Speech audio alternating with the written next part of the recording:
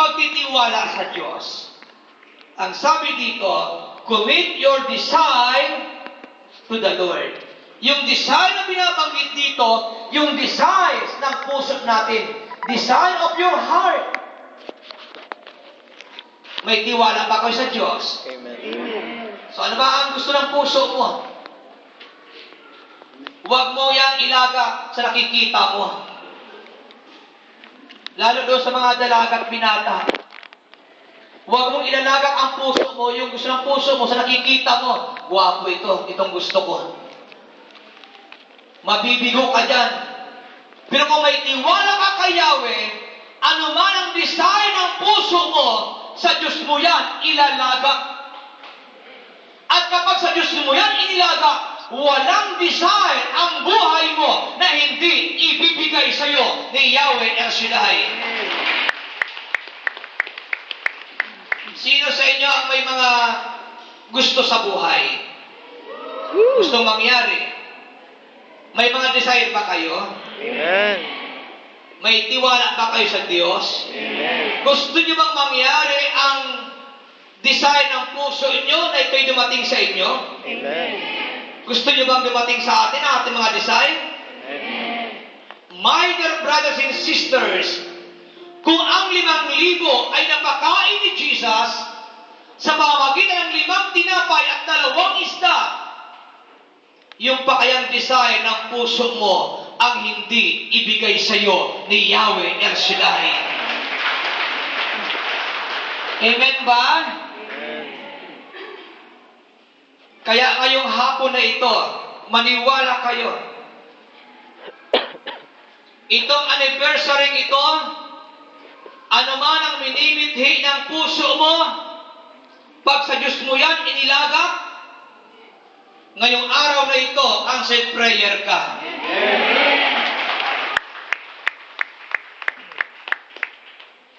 Kung ang desire ng puso mo, magkaroon ng mga kasama sa buhay,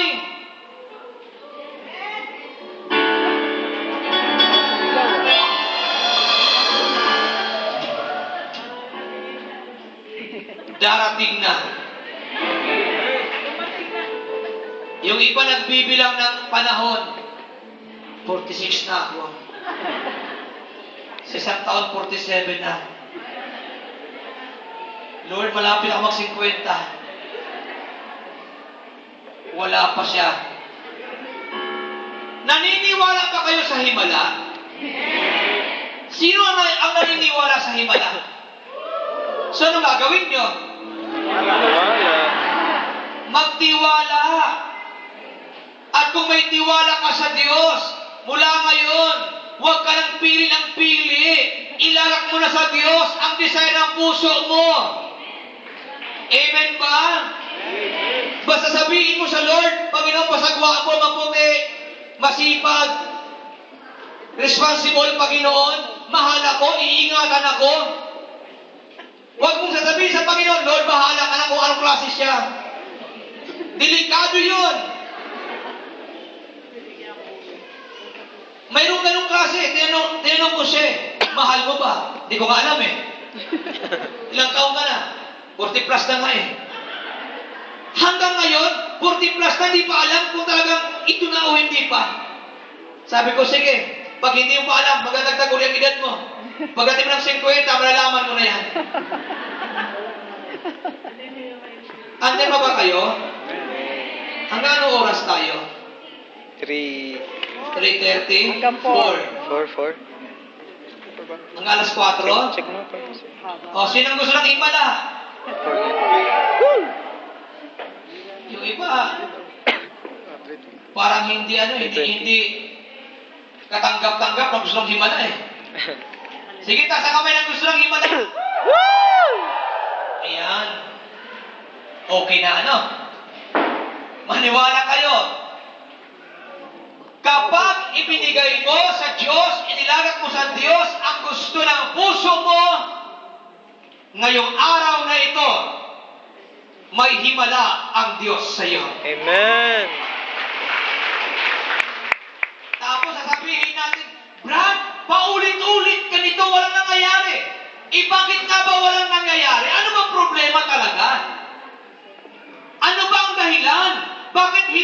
nangyayari yung himala? Anong sabi natin kanina?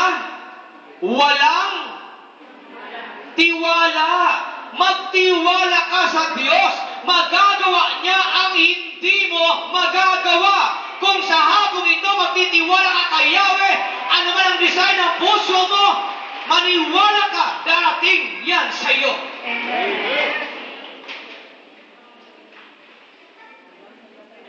Yung pag-stay ko po dito, sa Pinas ako, pag ako nag-duty sa co-op, nag-duty sa mga tungkulin ko sa Pinas bilang disciple, alam niyo po, sabi ko sa Lord, Panginoon, dalangin ko sa iyo. Gusto ko, Lord, maranasan yung mahabang misyon sa ibang bansa. Prayer ko sa Lord yun eh. Gusto ko, Lord, maranasan yung mahabang misyon para masubukan ko, Lord, sa iyo kung gaano ako katatag. Una, sa babae. Delikado yan eh. Ang babae, ako, maniwala kayo. Anong prayer ko sa Lord? Patayin mo, Panginoon, ang damdamin ko sa mga babae. Kahit sila dumidikit, walang pakiramdam.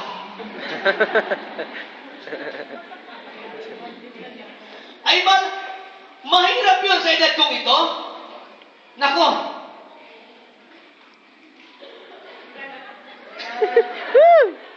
Kaya tuwing ako mag-pray, niluluhod ko sa Diyos, iniiyak ko sa Panginoon. Sabi ko, Lord, patayin mo ang damdamin ko. Biyaya ng Diyos, patay na. Kaya huwag yung susubukin. Kasi prayer ko yun. Inabot ako ng 1 taon. Sabi ko, Lord, survive. Tagumpay. Kaya ayaw ko mag-text-text sa mga babae. Pag ako nag-text, nire-review ko muna eh. Baka may foul. Kasi baka mamaya, hindi ko siya mabantayan. Makapaglagay ako ng, love you.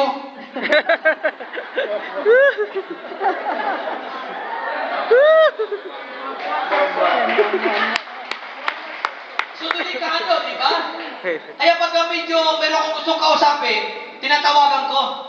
Hindi text. Kasi baka mamaya magkamali ng message eh. Kasi alam niyo kasi, pagka naku-close na sa isa't isa, pagka panatag ng kalooban, minsan kasi, kahit sa mga biruan, nakakapag-text tayo ng hindi tama. Iyon ang prayer ko sa Lord lagi. Lord, ingatan mong lingkod mo. Sabi ko, Lord, 1 taon, napatunayan ko, Lord, kaya ko pala. Eh, may extension pa. Kaya sabi ko, Lord, basta ang prayer ko, Lord, sa iyo, ha? Lahat ng didikit sa akin, wala akong pakiramdam. Kahit yakapin nila ko, wala akong pakiramdam. Patayin mo, Panginoon. Saka mo lang buhayin pag uwi ko ng Pinas.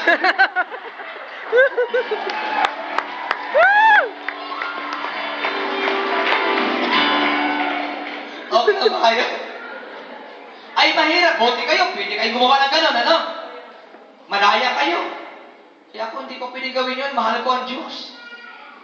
At higit sa lahat, mahal ko ang paglilingkod ko sa Diyos. May pangarap ako sa paglilingkod na gusto ko marating ang buong daigdig. Hanggang sa dulo ng Batangas. Hanggang sa dulo ng daigdig. Pangarap ko ito sa Diyos. Lord, hanggang bata pa ako, paikutin mo ko sa buong daigdig. Kaya nga demonyo galit na galit sa akin eh. Bakit? Nagkatagumpay kasi. Amen ba? Amen. O kayo, may nabalikaan ba kayo babae ko dito? Wala pa daw.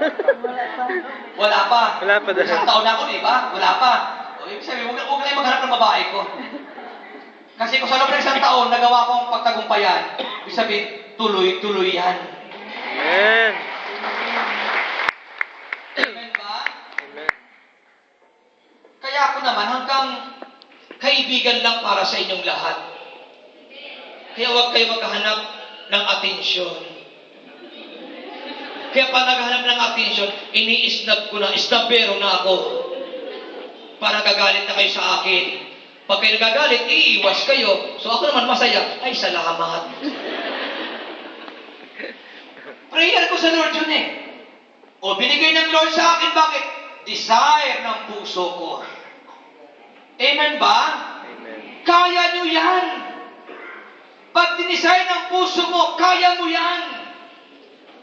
Amen ba? Sabi mo sa katabi mo, kaya mo yan.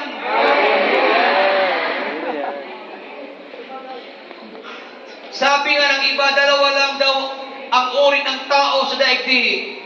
Isang manunukso at isang Papatukso. natutokso. Kaya kayo, huwag kayong gagalit sa akin, ha? Huwag kayong magagalit sa akin kapag ito ay aking napapahapyawan. Bakit? Dahil ang aking minimithi, lahat tayo ay makarating sa langit. Amen. Alam naman ng Diyos na minsan kinukulbit tayo, hindi tayo makaupo na maayos. Bakit? Kasi alam ng Diyos ang ginagawa natin. Pero ako'y naniniwala, pag dinisay ng puso mo, magagawa mo. May pagkakataon, pag ginusto mo, magagawa mo. Kaya lang ito katotohanan. Pag ikaw ay nagmithi na lumakad sa katotohanan, ang demonyo galit na galit sa iyo. Pero wag kang mawawalan ng pag-asa, wag kang mali-discourage. Bakit? Ang gusto ng demonyo, friend kayo. Kanya ba kayo? Kasi pag friend kayo, lahat ng gusto niya gagawin mo. Manlalaki ka, mambabae ka, wala naman nakakaalam, wala nakakita, so tuwang-tuwang kaaway sa iyo. Pero pag ang desire ng puso mo ay para kay Yahweh, talagang malinis ang puso mo at ginusto mo na makasunod sa kalooban ng Diyos, maniwala ka, ibibigay yan ng Diyos sa iyo. Bakit ko po ito nasasabi? Kasi nagagawa ko. Hindi ko sinabing ako'y matatag o malakas. Dahil ako'y mahina din katulad ninyo. Kaya lang tayo lumalakas dahil kay Yahweh El Shaddai. Amen ba? Kaya tayo tumatatag dahil kay Yahweh El Shaddai. Kaya kung tayo ay nagtitiwala sa Diyos, ilagay mo ang iyong desire sa Panginoon. Maniwala ka. Itong anibersaryong ito ay katuparan ng mga pangarap mo sa buhay. Palakpakan natin ang Panginoon. Yung malakas na palakpak. Yung palakpak na pauwi na. Okay pa ba kayo dyan? Okay, ano pa? Taas uli ang kamay na may tiwala sa Diyos. Mayroon ba kayong mga plano sa buhay? Amen. Sino ang mayroong mga plano? Woo! Ako, may plano ako sa buhay. Kaya ang mga anak ko, lagi kong mini-message lagi, anak, huwag niyong pababayaan ang pag-aaral niyo kahit anong mangyari. Kahit ano ang maganap sa buhay natin, mahalin niyo ang iyong pag-aaral. Okay lang ba kayo dyan? Pag may plano ka sa buhay, hindi mo yan matutupad kung ikaw lang ang gagawa niyan. Paano may mapakita sa Diyos ang iyong pagtitiwala? Ilagay mo sa Diyos ang plano mo. Huwag mong suluhin. Amen ba? Amen. Alam niyo po kay Father Tom, ang dami ko natutuhan nung nag-uusap kami. Kasi ang tao mahina eh. Ang tao naghahanap ng naghahanap ng kausap, naghahanap ng magpapalakas, naghahanap ng maglalambing, naghahanap ng malalambing. Lalo yung mga malayo sa asawa, no? Siyempre nga naman, pag malayo ka sa asawa mo, may ibang lumalambing-lambing sa'yo, ano? Eh, mahirap yun. Alam niyo sabi ni Father Tom, Simple lang ang buhay. Para hindi tayo maghanap na naglalambing sa atin at malalambing natin. Dapat malakas ang ating self-esteem. Sabi niya. Ano yung self-esteem? Paraan niya, hindi ka mapiko sa paligid mo. Pasayahin mo ang sarili mo. Gawin mong masaya ang sarili mo. Anong gagawin mo para maging masaya ang iyong sarili? Pag nag-iisa ka, kiligin mo sarili mo.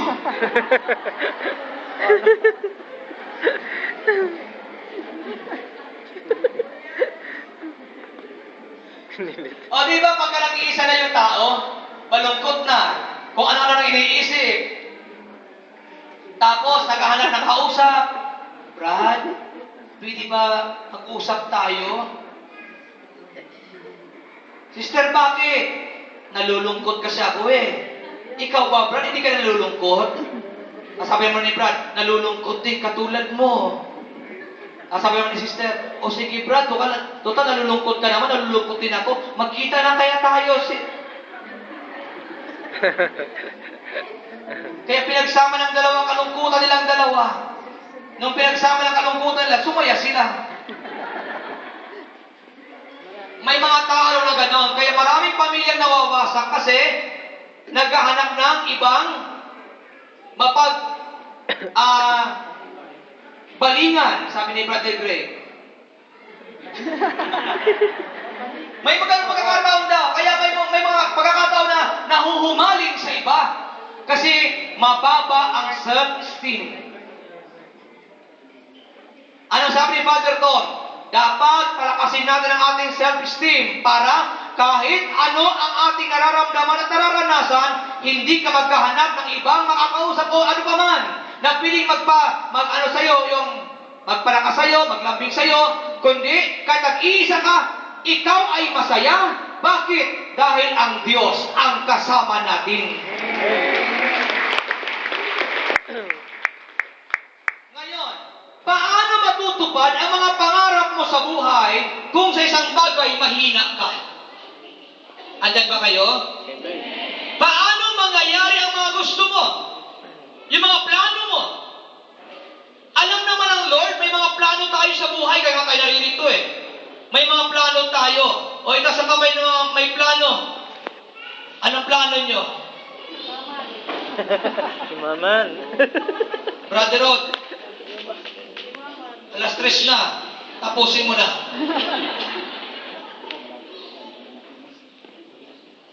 Okay ba kayo? Kaya yung iba, nakaupo, lumilipad ang isip.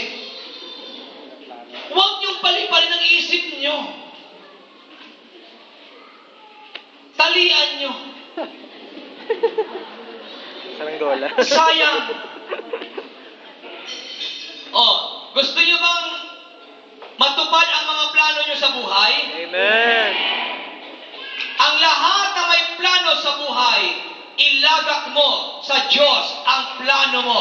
At kapag iyan ay nilagak mo sa Diyos, lahat ng plano mo matutupad sa buhay mo.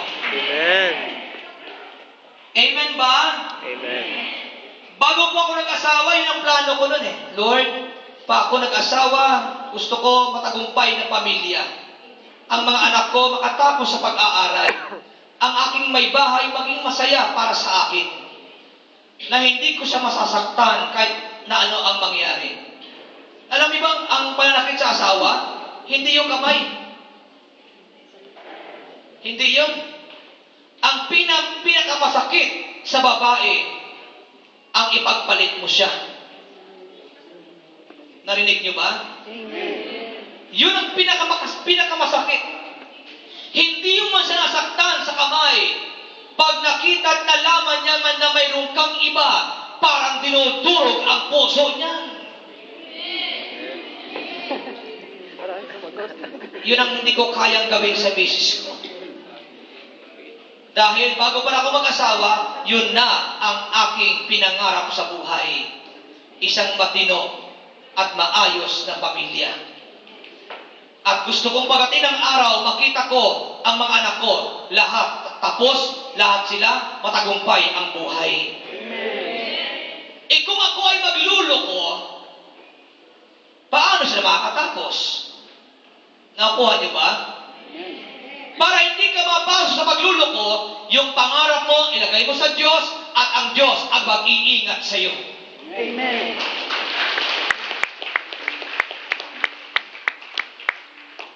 Amen ba? O, sino may tiwala sa Diyos? Lahat ng pangarap, lahat ng plano, ibigay sa Panginoon. At kapag binigay niyo sa Diyos ang inyong mga plano, ang ating mga plano, may himala si Yahweh sa buhay natin. Yung malakas na papuri, malakas na palakpak, ibigay natin sa Panginoon. Gising pa ba ang mga anak ng Diyos? Amen. Tingin sa katabi. Okay pa ba kayo? Nantukan. Alam ko, okay pa kayong lahat. Ang sabi ng aklat ng Kawikaan, Kabanatang 15, talatang 22, ang isang balak na mabilis ay di pakikinabangan, ngunit ang planong pinag-aralan o pinag-aaralan ay magtatagumpay. Ang sabi ng chapter 16 ng Kawikaan, Kabanatang 3, itiwala mo kay Yahweh ang iyong mga gagawin at magtatagumpay ka sa lahat mong layunin. Itiwala mo sa Diyos ang iyong mga gagawin, ang iyong mga plano, at maniwala ka. Pag yan ay ipinagkatiwala mo kay Yahweh, lahat ng plano, tagumpay. Amen. Sabihin natin, tagumpay. Tagumpay. Yung iba nakikita ko, maganda na eh.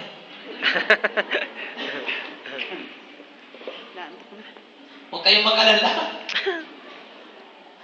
Tinitesting kayo ng Lord dyan. At pagkakataon naman ito, hanggang 3:30, alas 3 pa lang. Ngayon ako nagkaroon ng pagkakataon makapag-preach na mahaba-haba.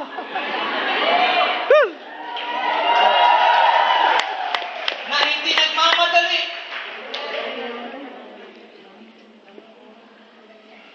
Ayaw nyo nun?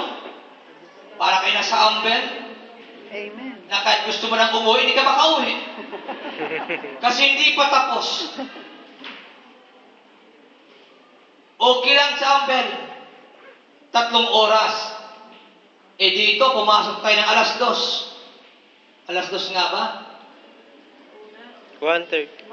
1:30. 1:30, hindi. Nakita ko sa relo doon eh. Alas 2 yun eh. Plus 2. Isang oras. Hanggang 3:30, may extension pa raw, alas 4. Huwag kayong mag-alala. Habang umiinit ang pag-upo sa mga upuan na yan, umiinit din ang pagdating ng biyaya ni Yahweh Amen. Sinai.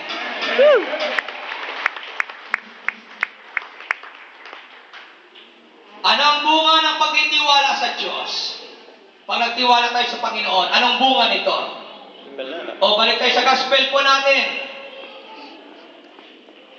Ang sabi ni Jesus kay Felipe, saan tayo bibili ng tinapay upang makakain ng mga tao ito? Dahil ang dami ng tao. Anong sagot ni Felipe?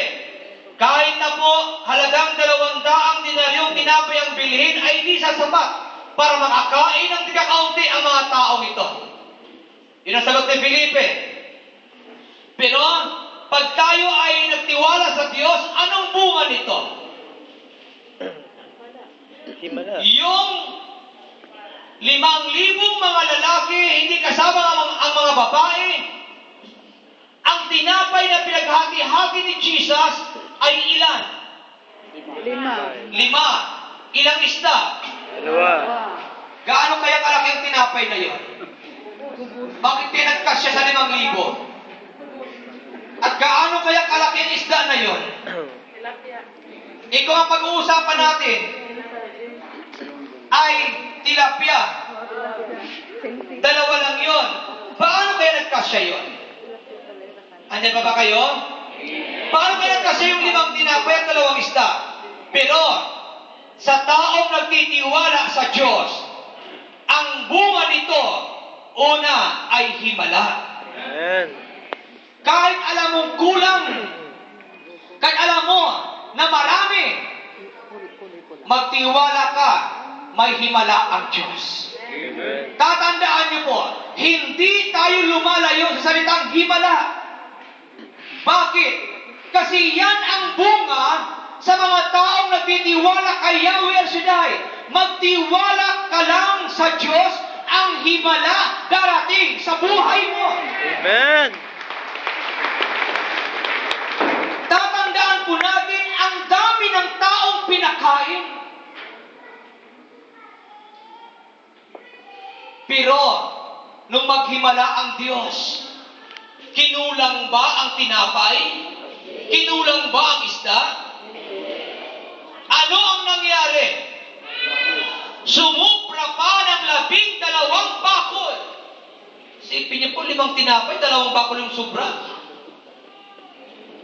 5, 12 ang sobra. Saan kayang galing yun, ano? Yon ang sinasabi natin, mga kapatid ko sa Panginoon. Pag nagtiwala ka sa Diyos, hindi ka nag-alinlangan. Ang maliit na bagay na nasa iyo, kung ano man ang mga biyaya na nasa iyo ngayon, mula sa maliit na bagay, ay kayang paghimalaan ng Panginoon para yan ay sumubra at hindi ka magkulang sa iyong pangangailangan. Amen ba? Totoo lang, kahit ang lalaki ng sweldo natin, minsan kulang. Narinig niyo ba yon? Ang lalaki ng sinasahod, ano ba maririnig mo? Kulang. Kulang. Tingin sa katabi. Sabihin mo sa kanya, ang laki ng sahod mo. Ang sahod nyo. Ang sahod nyo. Yan ang tao. Kahit gaano kalaki ng sinasahod, kulang pa rin, kulang pa rin. Si Jesus, 5 tinapay, 2 isda, hindi nagkulang, sumubra pa ng 12 bakol. Anong ibig sabihin nito? Magtiwala tayo kay Yahweh El Shaddai. Walang bagay na sa iyo ngayon na magkukulang. Lahat ng iyan ay susubra. Nakuha niyo po ba? Kaya nga napaka-importante ng pagtitiwala sa Diyos. Bakit? Pag nagtiwala ka sa Kanya, ang bunga nito ay himala. Mula sa maliit na sweldo, sumusubra pa. Narinig niyo po ba? Amen. Ang laki ng sweldo, nagreklamo pa. Bakit hindi sumasapat? Kung titingnan mo, sa Pilipinas, ang mga squatter na nakakasurvive, nakakapag-aral pa ang mga anak, wala namang mga trabaho. Ikaw ang laki ng sweldo mo, nag-aalala ka pa. Nangangamba ka pa kung paano pag-aaralin ng mga anak mo. Huwag kang mag-alala. Mula sa maliit na bagay, ang sabi ng Biblia, naghimala ang Diyos. Sumubra pa ang biyaya na ito. Bakit? Ang lahat na may tiwala sa Diyos, hindi nagkukulang. O, sabihin mo sa katabi mo, lahat na nagtitiwala sa Diyos ay hindi nagkukulang.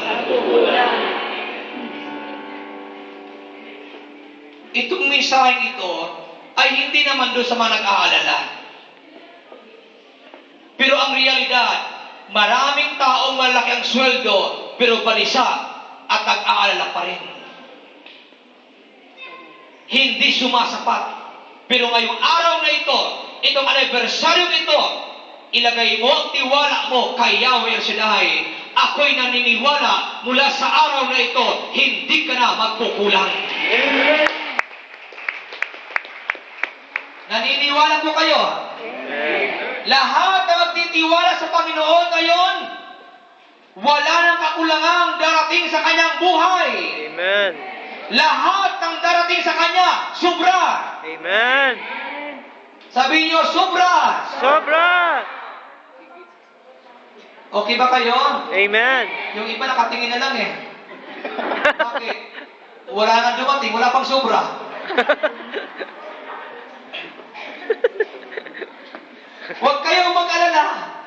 Huwag kayo maiingit doon sa mga mayroon. Huwag kang sabihin, buti sila mayroon. Kami wala. Ay, huwag mong banggitin yung wala kasi lalo ka mawawalan. Amen. Mula ngayon, sabihin mo, sobra. Sobra! Sobra sapatos. Oh, may dala kayong wallet.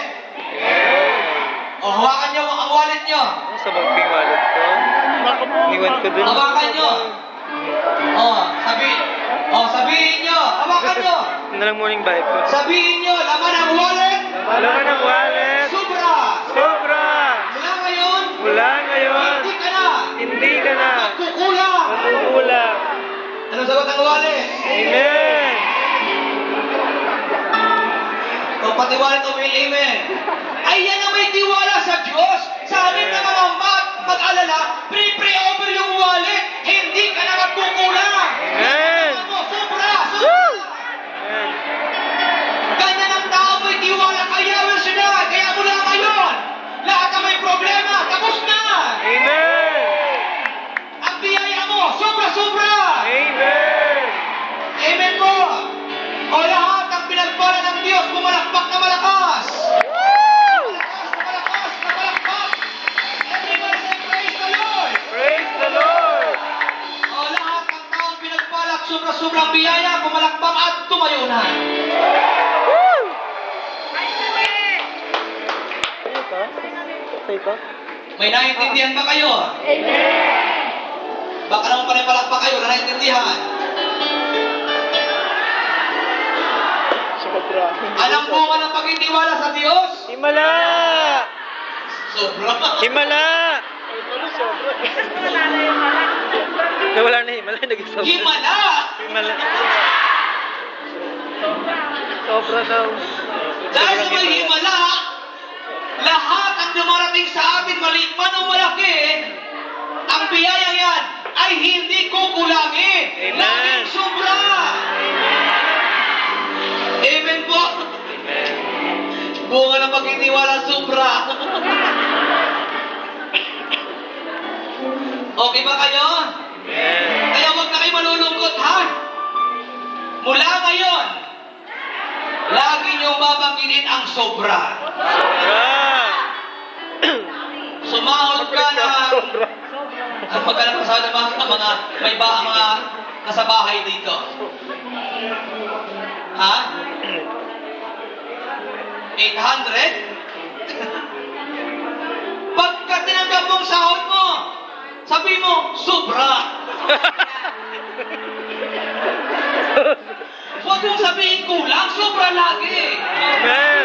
Amen ba? Lamang sinasabi mong sobra, umiiyak ka. Sobra.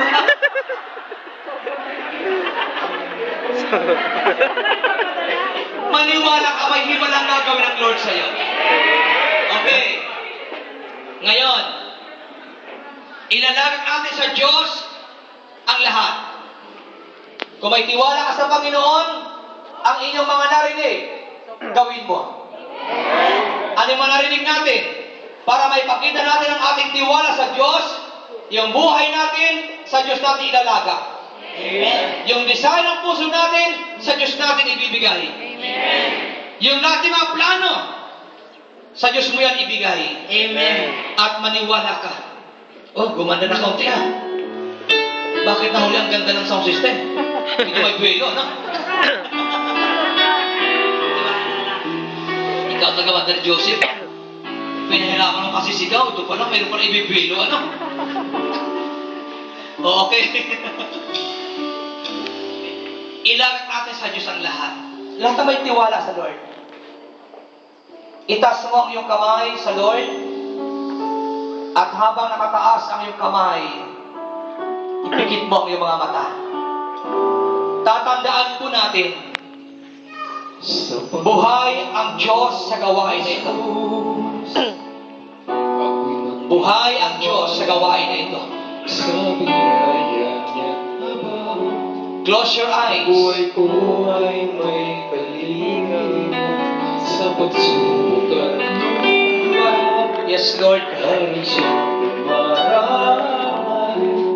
Ang Panginoon ay tapat kailan pa man.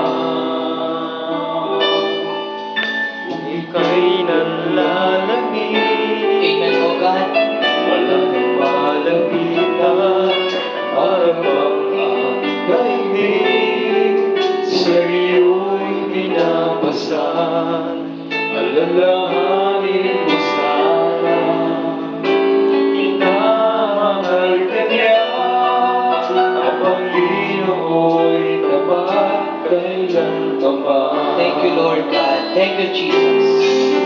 Biyaya niya't habang sa buhay ko'y sapat. Di man karapat-dapat na ako ay iligtas. Pangako niya'y di nag-iiba, di tulad ng iba. Ang Panginoo'y tapat kailan pa man.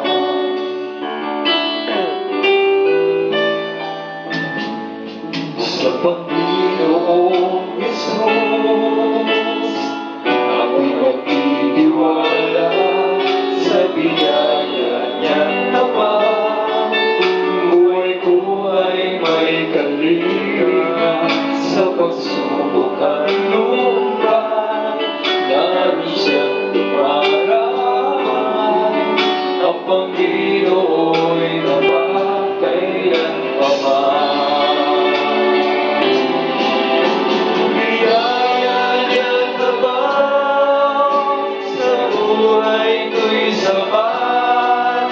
Di man karapat-dapat ng buhay ay likas. Pangako niya'y di nag-iiba, di tulad ng iba.